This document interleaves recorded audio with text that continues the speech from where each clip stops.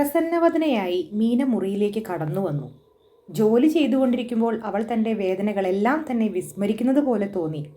മുറിയിലേക്ക് വന്നയുടനെ കുറേ ടൈപ്പ് ചെയ്ത കടലാസുകൾ അവൾ വാൻ ഹെൽസിങ്ങിൻ്റെ കയ്യിൽ കൊടുത്തു. അദ്ദേഹം അവയിലൂടെ കണ്ണോടിച്ചു. വായിക്കാൻ തുടങ്ങിയപ്പോൾ അദ്ദേഹത്തിൻ്റെ മുഖം വികസിച്ചു. അദ്ദേഹം പറഞ്ഞു, സെവാഡ്, ഞാനിതാ ജൊനാഥൻ്റെ കുറിപ്പുകളിൽ നിന്ന് ഒരു ഭാഗം വായിക്കാം, കേട്ടോളൂ. നൂറ്റാണ്ടുകൾക്ക് മുമ്പ് ആ വൻനദിയും താണ്ടി തുർക്കി വൻകരയിലെത്തി. അവിടെ വെച്ച് യുദ്ധത്തിൽ തോൽപ്പിക്കപ്പെട്ടു. പക്ഷേ തിരിച്ചുപോയി കൂടുതൽ സൈന്യങ്ങളെ ശേഖരിച്ച് അവൻ വീണ്ടും വന്നു. അങ്ങനെ പലതവണ അത് ആവർത്തിക്കപ്പെട്ടു. ഓരോരിക്കലും സൈന്യങ്ങളെല്ലാം പടക്കളത്തിൽ മരിച്ചു വീണിട്ടും അവൻ തനിയെ തിരിച്ചുപോയി യുദ്ധസന്നാഹത്തോടെ വീണ്ടും വന്നു. ഒടുവിൽ അവൻ വിജയിക്കുകയും ചെയ്തു. വാൻ ഹെൽസിംഗ് വായിച്ചുകൊണ്ടിരുന്നപ്പോൾ മീനയുടെ കണ്ണുകൾ തിളങ്ങി.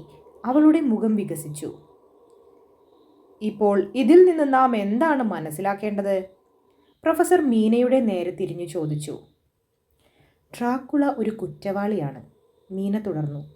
കുൽസിത പ്രവൃത്തികളെ അവൻ്റെ മനസ്സിൽ രൂപം കൊള്ളുകയുള്ളൂ. അത് കുറ്റവാളികളുടെ പൊതു സ്വഭാവമാണ്. ഒരു വിഷമസന്ധിയിൽ അവൻ തൻ്റെ സ്വാഭാവികമായ ചിന്തയ്ക്കനുസരിച്ചേ പ്രവർത്തിക്കുകയുള്ളൂ. അവൻ്റെ ചരിത്രം വിവരിച്ചതിൽ നിന്ന് ഒരു കാര്യം വ്യക്തമാണ്. ഓരോ പ്രാവശ്യം തോറ്റപ്പോഴും അവൻ തൻ്റെ സ്വരാജ്യത്തേക്ക് പോയി കൂടുതൽ ഒരുക്കങ്ങളോടുകൂടി തിരിച്ചു വന്നു. പല തവണ തോൽപ്പിക്കപ്പെട്ടിട്ടും അവൻ നിരാശനായില്ല. ഒടുവിൽ അവൻ വിജയിക്കുന്നു. ഇപ്പോൾ അവൻ ലണ്ടനിലേക്ക് വന്നത് ഒരു പുതിയ വൻകര പിടിച്ചടക്കാനാണ്. പക്ഷേ അവൻ തോൽപ്പിക്കപ്പെട്ടു. എല്ലാ പ്രതീക്ഷകളും തകർന്നടിഞ്ഞ് തൻ്റെ നിലനിൽപ്പ് തന്നെ അപകടത്തിലാണെന്ന് കണ്ടപ്പോൾ അവൻ കടൽ വഴിയായി സ്വഗൃഹത്തിലേക്ക് തിരിച്ചോടുകയാണ്. പണ്ട് തുർക്കിയിൽ നിന്ന് തിരിച്ചോടിയതുപോലെ തന്നെ. ആഹാ, മിടുക്കത്തി മിടുക്കത്തി, വാൻ ഹെൽസിംഗ് ആഹ്ലാദം മത്തനായി പറഞ്ഞു. അവളുടെ കൈത്തലം പിടിച്ചു ചുംബിച്ചു. ഒരു നിമിഷ നേരം കഴിഞ്ഞപ്പോൾ അദ്ദേഹം എൻ്റെ നേരെ തിരിഞ്ഞ് മെല്ലെ ശാന്തസ്വരത്തിൽ പറഞ്ഞു, ഇത്രയും ആവേശഭരിതയായിട്ടും 72 മാത്രം. പ്രതീക്ഷയ്ക്ക് വകയുണ്ട്. അതിനിടയിൽ അദ്ദേഹം അവളുടെ നാഡി പരിശോധിച്ചിരുന്നു. വീണ്ടും അവളുടെ നേരെ തിരിഞ്ഞ് അദ്ദേഹം സശ്രദ്ധം പറഞ്ഞു, പറയൂ പറയൂ, നിനക്ക് ഇനിയും പറയാനുണ്ടല്ലോ. പേടിക്കേണ്ട, എനിക്കും സെവാഡിനും എല്ലാം അറിയാം. നീ പറയുന്നത് ശരിയാണോ എന്ന് നോക്കട്ടെ. പേടിക്കാതെ പറയൂ. ഞാൻ ശ്രമിക്കാം. അവൻ ഒരു കുറ്റവാളിയാണെന്ന് പറഞ്ഞുവല്ലോ. അതിനാൽ തന്നെ അവൻ സ്വാർത്ഥിയുമാണ്. അവൻ്റെ ഓരോ ചലനം പോലും സ്വാർത്ഥാധിഷ്ഠിതമാണ്. പണ്ട് യുദ്ധഭൂമിയിൽ നിന്ന് തൻ്റെ പടനായകന്മാരെ കൊലയ്ക്ക് കൊടുത്തുകൊണ്ട് അവൻ ആത്മരക്ഷാർത്ഥം പലായനം ചെയ്തതുപോലെ തന്നെ ഇപ്പോഴും മറ്റെല്ലാം ഉപേക്ഷിച്ച് ഓടുകയാണ്. അതുകൊണ്ട് ആ ശപിക്കപ്പെട്ട രാത്രിയിൽ അവൻ എന്നിൽ കുത്തിച്ചെലുത്തിയ അജ്ഞാതവും ഭയങ്കരവുമായ ആ ശക്തി എൻ്റെ ആത്മാവിൽ നിന്ന് കുറേശ്ശെയായി അകന്നു പോകുന്നത് പോലെ തോന്നുന്നു. ഹോ കൃപാകരനായ ഈശ്വര! ആ കുൽസിതമായ നിമിഷം മുതൽ ഞാൻ അനുഭവിച്ചു വന്ന പാരതന്ത്ര്യത്തിൽ നിന്ന് എൻ്റെ ആത്മാവ് സ്വതന്ത്രമാക്കപ്പെട്ടതുപോലെ തോന്നുന്നു. ഇപ്പോൾ ഒരൊറ്റ കാര്യം മാത്രമേ ഞാൻ ഭയപ്പെടുന്നുള്ളൂ. എനിക്ക് സുബോധമില്ലാതിരുന്ന ഏതെങ്കിലും നിമിഷത്തിൽ അവൻ എന്നിലൂടെ നമ്മുടെ രഹസ്യങ്ങളെല്ലാം മനസ്സിലാക്കിയിരിക്കുമോ എന്നു മാത്രം. പ്രൊഫസർ എഴുന്നേറ്റ് നിന്നു. ഉവ്, അവൻ മനസ്സിലാക്കിയിരിക്കുന്നു. അങ്ങനെ അവൻ നമ്മെ ഇവിടെ വാർണയിൽ വിട്ടിട്ട് രക്ഷപ്പെടുകയും ചെയ്തിരിക്കുന്നു.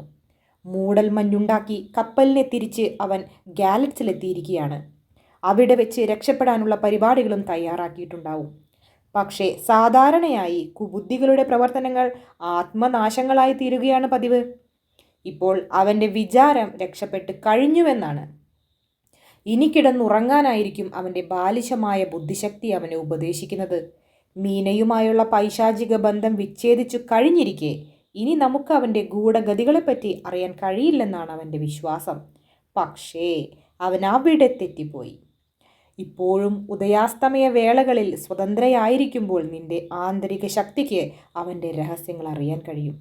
ആ സമയങ്ങളിൽ നീ എൻ്റെ ശക്തിക്ക് അധീനയാണ്. അവന് യാതൊന്നും ചെയ്യാൻ കഴിയുകയില്ല. അവൻ്റെ കയ്യിൽപ്പെട്ട് നീ വളരെയധികം ക്ലേശിച്ചു. പക്ഷേ അതുകൊണ്ട് നിനക്കും മറ്റുള്ളവർക്കും ഒരുപോലെ പ്രയോജനപ്പെടുന്ന ഈ ഒരു ശക്തി നീ സമ്പാദിച്ചെടുത്തിരിക്കുന്നു. ഈ സത്യം അവന് അറിഞ്ഞുകൂടാ എന്നുള്ളതാണ് ഏറ്റവും അമൂല്യമായ വസ്തുത. ഏതായാലും നമുക്കവനെ പിന്തുടരാം. സെവാഡ്, എൻ്റെ സുഹൃത്തേ, ഇപ്പോൾ നമ്മുടെ മാർഗം കുറേ കൂടി സുഗമമായിരിക്കുകയാണ്. താങ്കൾ എല്ലാ സംഭവങ്ങളും വിശദമായി എഴുതി വച്ചോളൂ. എന്നാൽ മറ്റുള്ളവർ വരുമ്പോൾ പറയാൻ എളുപ്പമാവുമല്ലോ. മീന എല്ലാം ഭംഗിയായി ടൈപ്പ് ചെയ്തു. ഞങ്ങൾ അവർ തിരിച്ചു വരുന്നതും കാത്തിരിക്കുകയാണ്. 27. ഡോക്ടർ സെവാർഡിൻ്റെ ഡയറി. ഒക്ടോബർ 29. ഇപ്പോൾ ഞങ്ങൾ ഗലാഡ്സിലേക്കുള്ള വണ്ടിയിലാണ്. ഇന്നലെ രാത്രി അവിടെ എത്തിയതിന് ശേഷമുള്ള വിശദമായ പരിപാടികൾ ആസൂത്രണം ചെയ്തു. കാലത്ത് പതിവ് പോലെ മീനയെ ഹിപ്നോട്ടിസത്തിന് വിധേയയാക്കി. ഇക്കുറി വാൻ ഹെൽസിങ്ങിന് സാധാരണത്തെക്കാളും കൂടുതൽ വിഷമിക്കേണ്ടി വന്നു. ഒടുവിൽ അവൾ മയങ്ങി വീണു. കുറേയധികം ചോദ്യങ്ങൾ ചോദിച്ച ശേഷമേ അവൾ മറുപടി പറഞ്ഞുള്ളൂ. എനിക്ക് യാതൊന്നും കാണാൻ സാധിക്കുന്നില്ല. ഇളകാതെ നിൽക്കുകയാണ്. ഇപ്പോൾ വെള്ളത്തിൻ്റെ അലയടിയും കേൾക്കുന്നില്ല. പക്ഷേ ഒഴുകുന്ന വെള്ളത്തിൻ്റെ കളസ്വനം കേൾക്കുന്നു. 4 വശത്തു നിന്നുമായി ആൾക്കാർ വിളിക്കുകയും ബഹളം കൂട്ടുകയും ചെയ്യുന്നു. ഇപ്പോൾ അങ്ങകലെ ഒരു വെടിപൊട്ടി. തലയ്ക്ക് മുകളിലായി കാലടിയൊച്ച കേൾക്കുന്നു. ഇപ്പോൾ കയറും ചങ്ങലയും വലിക്കുന്നുണ്ട്. എന്താണിത്? വെളിച്ചത്തിൻ്റെ ഒരു പ്രവാഹം. ഇപ്പോൾ ശക്തിയായി കാറ്റടിക്കുന്നത് എൻ്റെ ദേഹത്തിൽ ഏൽക്കുന്നു. അവൾ നിർത്തി. പെട്ടെന്ന് സോഫയിൽ നിന്ന് എഴുന്നേറ്റു. എന്തോ എടുത്തു പൊക്കുന്നത് പോലെ കൈപ്പടങ്ങൾ രണ്ടും തലയ്ക്ക് മുകളിലായി ഉയർത്തിപ്പിടിച്ചു. ഞാനും പ്രൊഫസറും സംഗതി മനസ്സിലാക്കിയതുപോലെ പരസ്പരം നോക്കി.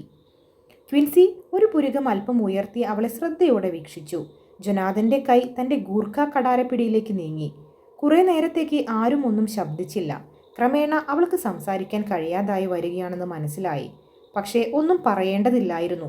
പെട്ടെന്ന് അവൾ സോഫയിലിരുന്നു. കണ്ണു തുറന്നു.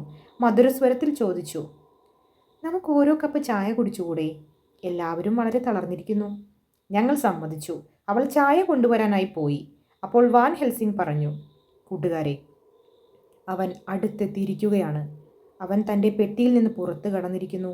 പക്ഷേ ഇനിയും കരക്കിറങ്ങിയിട്ടില്ല. രാത്രി എവിടെയെങ്കിലും ഒളിച്ചു കിടക്കും. പക്ഷേ കപ്പൽ കരയ്ക്കടുക്കുകയോ ആരെങ്കിലും അവനെ കരയിലേക്ക് കൊണ്ടുവരികയോ ചെയ്യാതിരുന്നാൽ അവന് കരക്കിറങ്ങാൻ കഴിയുകയില്ല. രാത്രിയാണെങ്കിൽ വൈറ്റ് ബീയിൽ വെച്ച് ചെയ്തതുപോലെ അവൻ നായയോ മറ്റോ ആയി കരയിലേക്ക് ചാടി രക്ഷപ്പെട്ടേക്കും. പക്ഷേ കരയ്ക്കണയുന്നതിന് മുമ്പായി നേരം പുലർന്നാൽ അന്യസഹായമില്ലാതെ അവന് രക്ഷപ്പെടാൻ നിവൃത്തിയില്ല. ആ പെട്ടി ആരെങ്കിലും എടുത്തുകൊണ്ടു പോവുകയാണെങ്കിൽ കസ്റ്റംസ് ഉദ്യോഗസ്ഥന്മാർ പരിശോധിക്കാതിരിക്കുകയില്ല.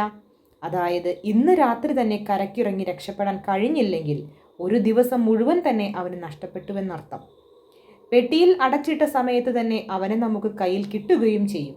കാരണം ആരുടെയും ശ്രദ്ധയിൽപ്പെടാതെ പകൽ സമയത്ത് മനുഷ്യരൂപത്തിൽ പുറത്തു വരാൻ അവൻ ധൈര്യപ്പെടുകയില്ല. കൂടുതലായി ഒന്നും ചർച്ച ചെയ്യാനില്ലായിരുന്നു. അതിനാൽ ഞങ്ങൾ നേരം പുലരുന്നതും കാത്തിരുന്നു. പ്രഭാതത്തിൽ മീന എന്ത് സംസാരിക്കുന്നു എന്നറിയാനുള്ള ആകാംക്ഷ മാത്രമേ ഉണ്ടായിരുന്നുള്ളൂ. കാലത്ത് ശ്വാസവും അടക്കിപ്പിടിച്ചാണ് മയങ്ങിക്കിടക്കുന്ന അവളുടെ മുമ്പിൽ ഞങ്ങൾ ഇരുന്നത്. ഹിപ്നോട്ടിസം ഫലിക്കാൻ മുമ്പത്തേക്കാൾ കൂടുതൽ സമയമെടുത്തു. അവൾ ബോധഹീനയായപ്പോൾ സൂര്യൻ ഉദിച്ചു പൊങ്ങാൻ അധികം സമയമുണ്ടായിരുന്നില്ല. ഞങ്ങൾ നിരാശതയിലേക്ക് താഴുകയായിരുന്നു. വാൻ ഹെൽസിംഗ് തൻ്റെ ആത്മീയ ശക്തി മുഴുവനും എടുത്ത് പ്രയോഗിക്കുന്നത് പോലെ തോന്നി. ഒടുവിൽ അവൾ സംസാരിക്കാൻ തുടങ്ങി. എല്ലാം ഇരുളാണ്. ഇപ്പോൾ എൻ്റെ സമനിരപ്പിൽ നിന്നാണ് വെള്ളം ഇളകുന്നതിൻ്റെ ശബ്ദം കേൾക്കുന്നത്. മരപ്പലകൾ തമ്മിൽ കൂട്ടിമുട്ടുന്നതിൻ്റെ ഒച്ചയും കേൾക്കുന്നുണ്ട്. അവൾ നിർത്തി. സൂര്യൻ ഉയർന്നു കഴിഞ്ഞു. ഇനി അവളിലൂടെ വിവരമറിയാൻ സന്ധ്യയാവുന്നതുവരെ കാത്തു നിൽക്കുകയേ നിവൃത്തിയുള്ളൂ.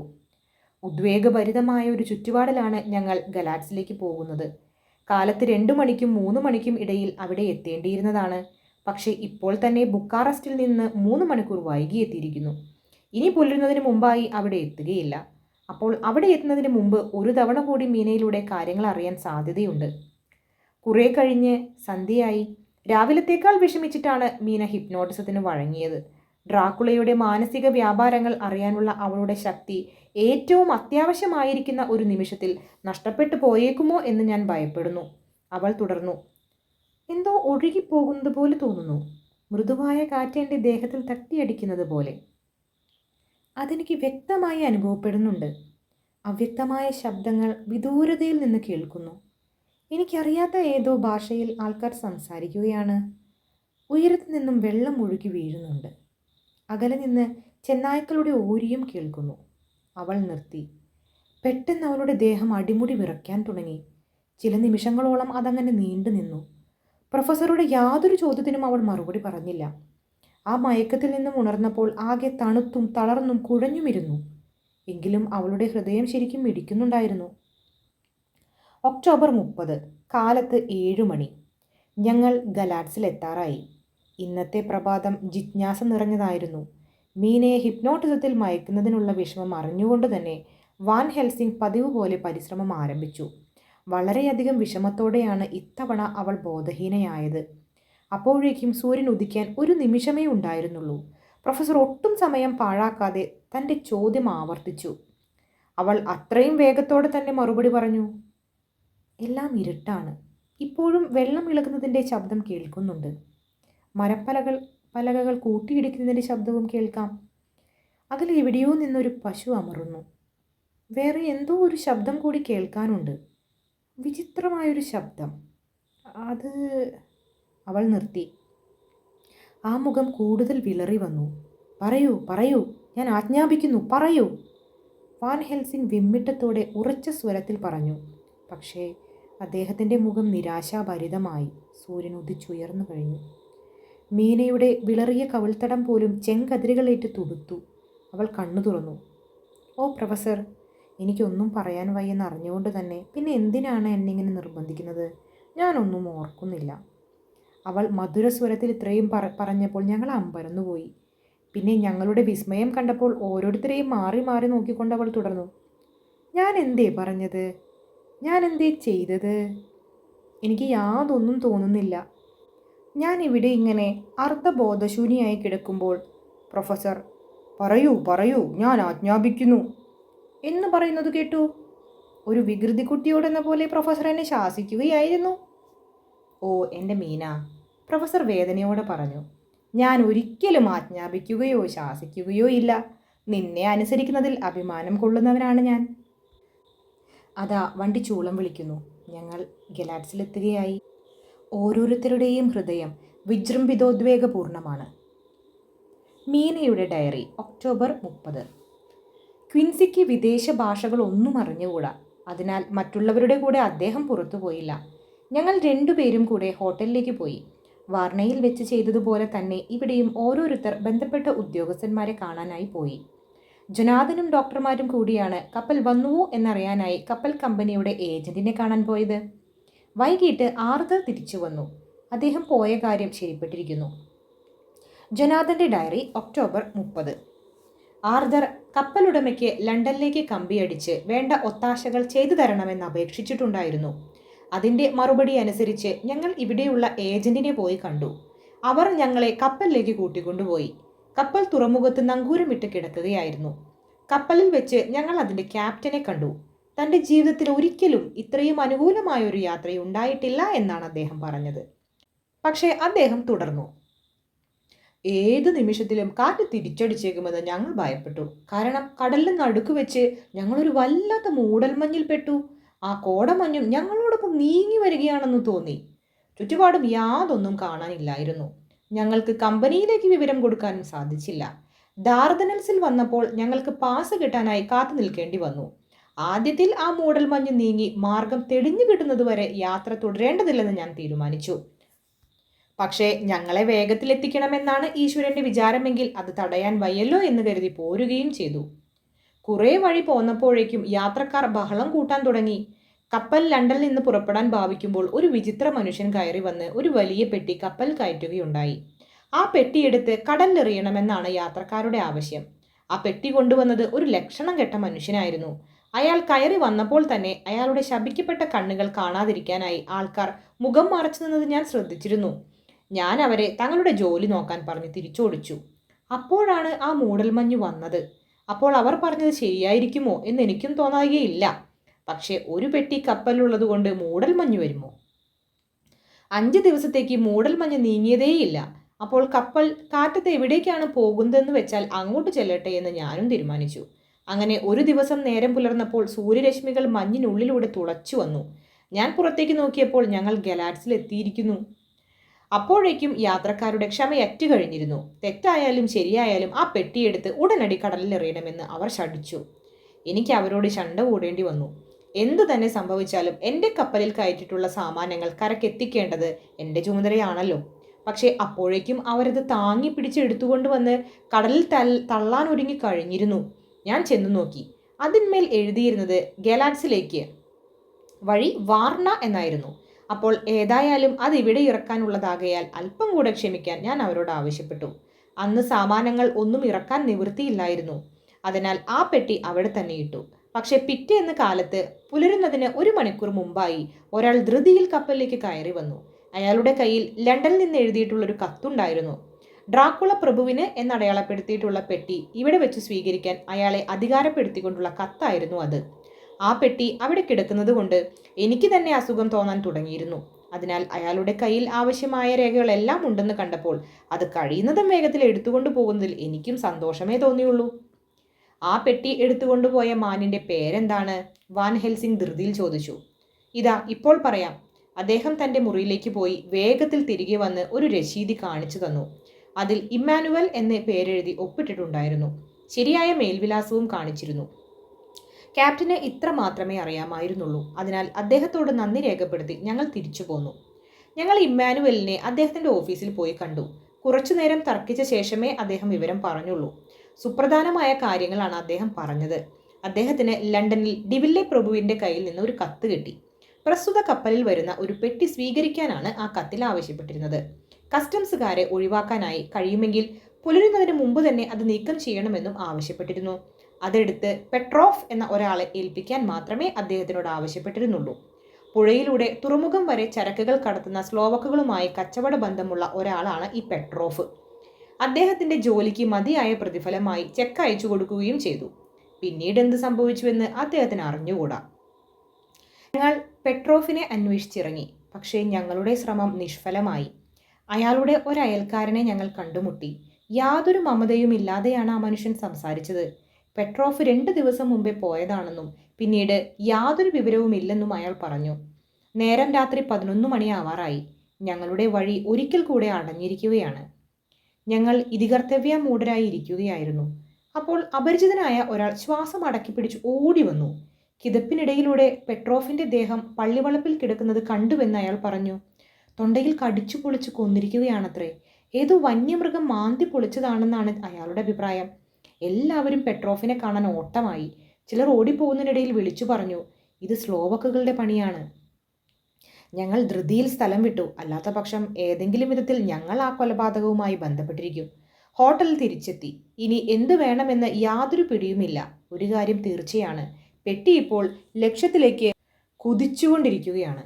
വെള്ളത്തിലൂടെയോ കരയിലൂടെയോ എന്ന് മാത്രമേ അനുമാനിക്കേണ്ടതുള്ളൂ. ഞങ്ങൾ നിരാശയിലേക്ക് താഴുകയായിരുന്നു. എല്ലാവരും ഒത്തുചേർന്നപ്പോൾ ആദ്യം ചർച്ച ചെയ്തത് മീനയെ എല്ലാ വിവരവും അറിയിക്കാമോ എന്നായിരുന്നു. കാര്യം കുഴപ്പത്തിലാവാൻ പോവുകയാണ്. മീനയുടെ ഡയറി, ഒക്ടോബർ 30 വൈകുന്നേരം.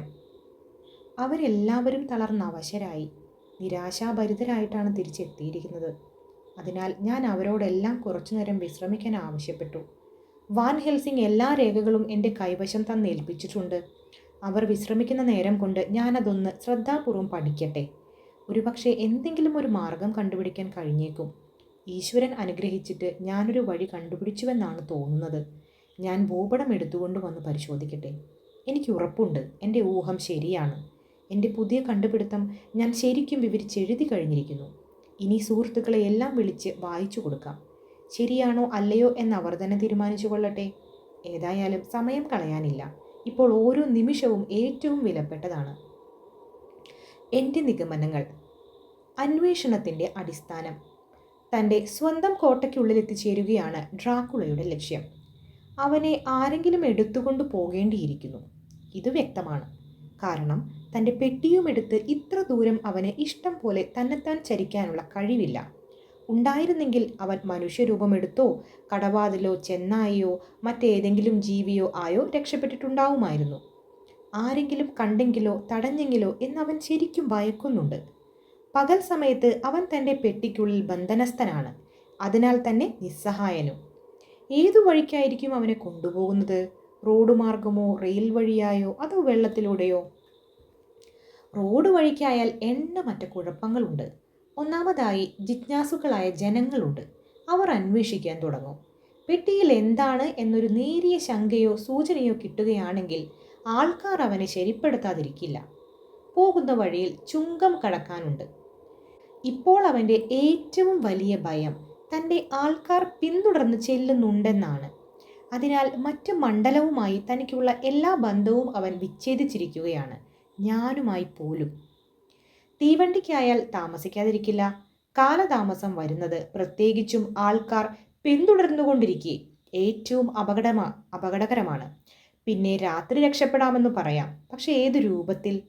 അപരിചിതമായ ഒരു പ്രദേശത്ത് ഒളിച്ചിരിക്കാൻ ഒരു സ്ഥലമില്ലാതിരിക്കെ എങ്ങനെ പോവും? എന്തു തന്നെയായാലും സ്വയം അപകടത്തിൽ ചെന്ന് ചാടാൻ അവൻ തീരുമാനിക്കുകയില്ല.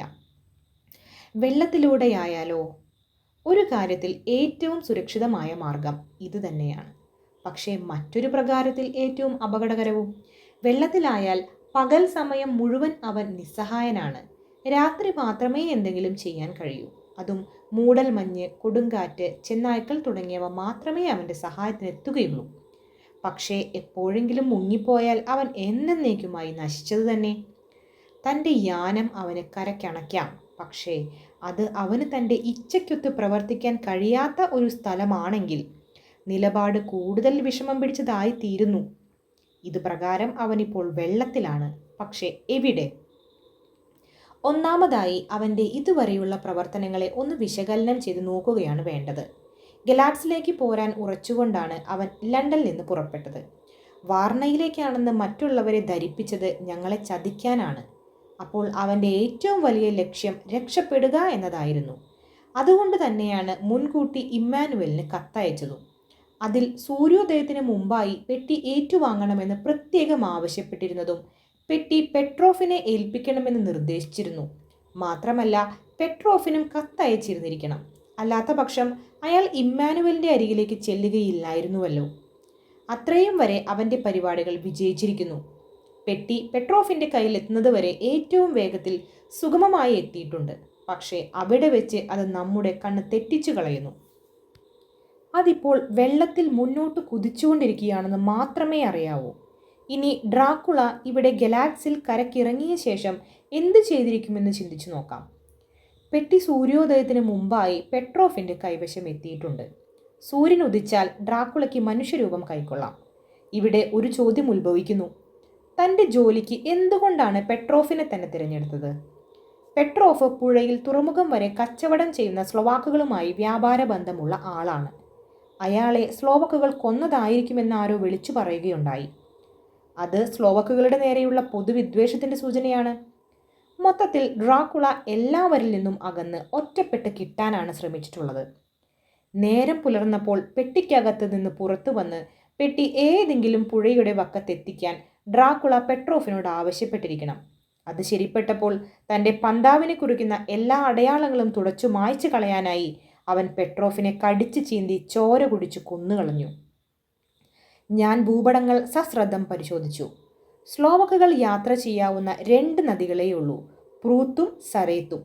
ഹിപ്നോട്ടിസത്തിൻ്റെ റിപ്പോർട്ട് പ്രകാരം പശു അമറുന്നതും വെള്ളം ഉയരെ ചെവിക്കൊപ്പം ഒഴുകുന്നതും മരപ്പലകകൾ ഉരഞ്ഞ് ശബ്ദിക്കുന്നതും കേൾക്കുന്നതായി രേഖപ്പെടുത്തിയിട്ടുണ്ട്. അതായത് ഡ്രാക്കുള ഇപ്പോഴും പെട്ടിക്കകത്ത് തന്നെയാണ്.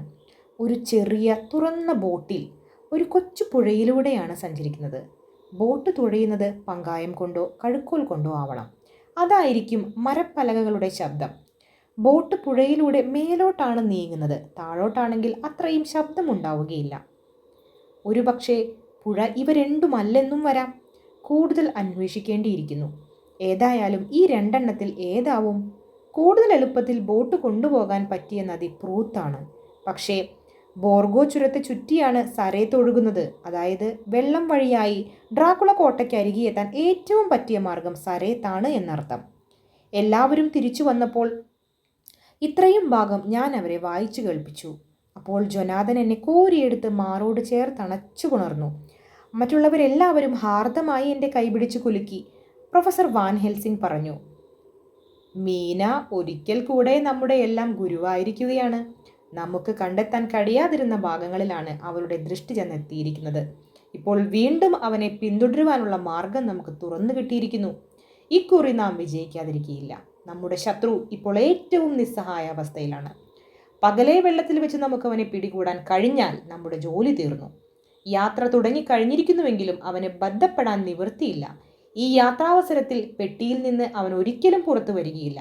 വന്നാൽ കൊണ്ടുപോകുന്നവർ സംശയിക്കാൻ ഇടയാവുമെന്നും അത് തൻ്റെ നാശത്തിലേക്ക് കലാശിക്കുമെന്നും അവനറിയാം. ഇനി ഒരു നിമിഷം കളയാതെ നമ്മുടെ പരിപാടി തയ്യാറാക്കണം.